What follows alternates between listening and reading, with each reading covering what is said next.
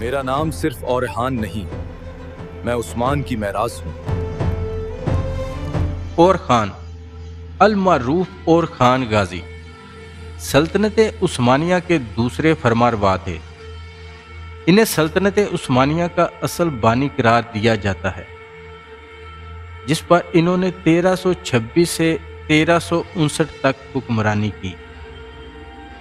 انہوں نے مغربی اناطولیہ کا بیشتر حصہ عثمانی سلطنت میں شامل کیا، جبکہ ان کے دور میں پہلی مرتبہ ترک فوجیں یورپ میں داخل ہوئیں، جب ان کے بیٹے سلیمان پاشا نے 1354 میں گیلی پولی پر قبضہ کیا۔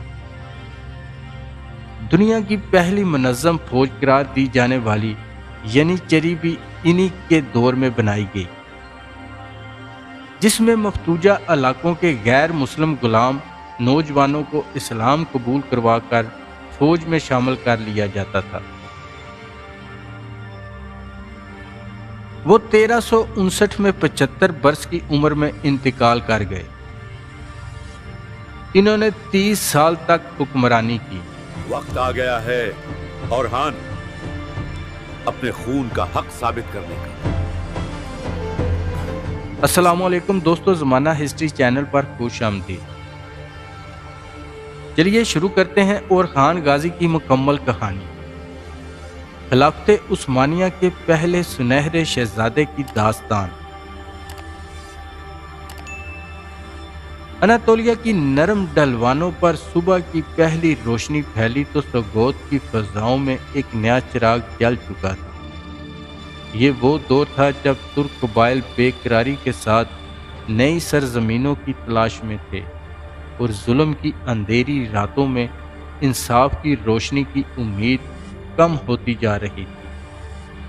اسی امید کو نئی زندگی دینے کے لیے عثمان غازی کے گھر ایک بیٹا پیدا ہوا، جس کا نام اورخان رکھا گیا۔ وہ بچپن ہی سے خاموش، مضبوط اعصاب کا مالک اور غیر معمولی سمجھ بوجھ رکھنے والا تھا۔ اس کا چہرہ ماں ملعون خاتون کی نرمی کا آئینہ تھا، مگر دل میں اپنے باپ کی طرح ایک آتش غیرت سلگتی تھی۔ سوگوت کی پہاڑیوں پر گھوڑے دوڑاتے ہوئے، تیر اندازی سیکھتے ہوئے اور بزرگوں کی محفلوں میں بیٹھ کر تاریخ و حکمت سنتے ہوئے وہ جوان ہوا۔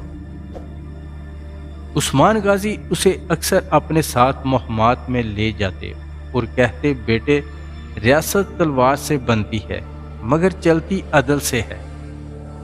اورخان دل میں ان الفاظ کو نقش کر لیتا۔ وقت گزرتا گیا اور عثمان غازی کی عمر بڑھتی گئی۔ جب ان کی وفات کا دن آیا تو ارد گرد کی فضا سوگوار تھی، مگر ریاست کو ایک ایسے وارث کی ضرورت تھی جو باپ کی محنت کو صرف سنبھالے ہی نہیں بلکہ اسے بڑھائے۔ یوں اورخان غازی سلطنت عثمانیہ کے پہلے سلطان بنے۔ یہ زمین، یہ جنگ میری پہچان بنائیں گے۔ سلطنت کی باغ ڈور سنبھالتے ہی اس نے محسوس کیا کہ عثمانی ریاست کی جڑیں مضبوط کرنے کے لیے صرف فتوحات کافی نہیں، منظم نظام کی ضرورت بھی ہے۔ اس نے سب سے پہلے اپنی فوج کو مستقل بنیادوں پر ترتیب دیا، دستوں کو خاص نشان دیے اور ایک ایسا عسکری ڈھانچہ بنایا جس نے آگے چل کر دنیا کو حیرت میں ڈال دیا۔ اسی دوران بازنطینی علاقے کمزور پڑ چکے تھے۔ اورخان نے موقع کو پہچانا اور بورسا کے دروازے پر جا کھڑا ہوا۔ بورسا کا محاصرہ کر لیا۔ یہ شہر مضبوط، دیواریں اونچی اور پانی کی قلت نے اندر والوں کو تھکا دیا تھا۔ محاصرے کے کچھ مہینوں بعد بورسا پر حملہ کر دیا۔ شہر میں داخل ہوتے ہوئے اورخان نے قتل و غارت کا حکم نہیں دیا، بلکہ امن، معافی اور عدل کا علم بلند کیا۔ لوگ حیران تھے کہ ایک فاتح اتنی نرمی کے ساتھ بھی شہر لے سکتا ہے۔ بورسا اس کی سلطنت کا پہلا بڑا مرکز بنا۔ پوچھے جانے پر اس نے کہا، یہ شہر ہماری فتح نہیں، ہماری ذمہ داری ہے، ہم اسے علم، تجارت اور انصاف کا گھر بنائیں گے۔ اور اسی طرح ہوا۔ مدرسے تعمیر ہوئے، مساجد بنی، بازار آباد ہوئے اور بورسا ایک نئے دور کے آغاز کا نشان بن گیا۔ اس کے بعد اس کی نظریں دو اور قدیم شہروں نیکیا اور نیکومیڈیا پر پڑی۔ یہ شہر صدیوں سے بازنطینی حکمرانوں کا فخر تھے، مگر اب ترک سپاہ کی للکار ان کی دیواروں تک پہنچ چکی تھی، اور خان نے دونوں شہر ایک ایک کر کے فتح کیے، اور یوں عثمانی ریاست کی سرحدیں سمٹ کر ایک مضبوط دائرے میں ڈلنے لگیں۔ ہر شہر کی فتح پر وہ لوگوں کو بھاگنے سے روکتا اور انہیں امان دیتا۔ محاذوں کے اس سفر میں ایک اور واقعہ تھا جو اس کی زندگی بدل گیا۔ جب اس نے کاراسی عمارت کو اپنے زیر نگین کر لیا تو اسے وہاں ایک ایسی عورت ملی جس کے حسن میں وقار تھا اور جس کے چہرے پر عجیب سکون تھا۔ یہی نیلوفر خاتون تھی۔ کہا جاتا ہے کہ پہلے وہ ایک عیسائی خاندان سے تھی، مگر اورحان کے اخلاق اور انصاف سے متاثر ہو کر اسلام لے آئیں۔ ان سے جو بیٹا پیدا ہوا وہ آگے چل کر دنیا کو حیران کرنے والا سلطان مراد اول تھا۔ مگر دوستو، زندگی ہمیشہ آسان نہیں رہتی۔ ایک دن اس کا محبوب بیٹا سلیمان پاشا گھوڑے سے گر کر وفات پا گیا۔ یہ خبر سن کر اورحان کی دنیا لرز گئی۔ اس نے کئی دن تک کسی سے بات نہیں کی۔ سلطان تو تھا مگر باپ بھی تھا۔ وہ کہتا، جنگیں جیتنے والوں کا بھی دل ہوتا ہے اور کبھی کبھی وہ دل بھی ہار جاتا ہے۔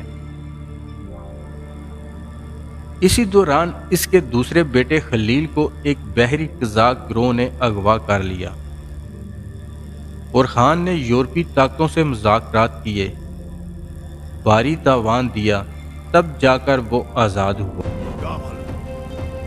بیٹا، دشمن لوہا دیکھتا ہے لیکن باپ کی دعا نظر نہیں آتی۔ یہ وہ لمحہ تھا جب اورخان نے محسوس کیا کہ سلطنت صرف تلوار سے نہیں، سفارتکاری سے بھی بچتی ہے۔ سال گزرتے گئے، اس دوران ایک بڑی تبدیلی آئی۔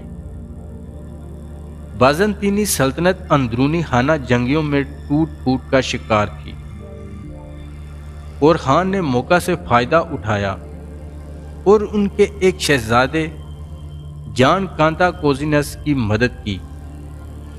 اس کے بدلے اسے گیلیپولی میں قدم رکھنے کا موقع ملا۔ یہ تھا وہ لمحہ جب عثمانیوں نے پہلی بار یورپ کی سرزمین پر اپنے جھنڈے گاڑے۔ وہ نہیں جانتے تھے کہ آنے والے زمانے میں یہی راستہ انہیں ویانا کے دروازوں تک لے جائے گا۔ عمر کے آخری سالوں میں اورخان کمزور ہو چکا تھا۔ اس نے ریاستی معاملات اپنے بیٹے مراد کے سپرد کر دیے تھے اور زیادہ تر وقت بورسا میں عبادت اور خلوت میں گزارتا۔ وہ کہتا، ہم فتوحات کے لیے نہیں، اللہ کے نظام کے لیے آئے ہیں۔ آخر کار ایک دن وہی ہوا جو ہر انسان کے ساتھ ہوتا ہے۔ اورخان غازی نے آنکھیں بند کر لیں۔ بورسا کی فضاؤں میں اذان کی آواز گونجی اور لوگوں نے کہا، آج عثمانی سلطنت کے پہلے سنہرے شہزادے نے رخصت لی ہے۔ اس کا جسم بورسا میں اپنے والد عثمان غازی کے پہلو میں دفن کیا گیا، مگر اس کی روح تاریخ کے سینے میں زندہ رہی۔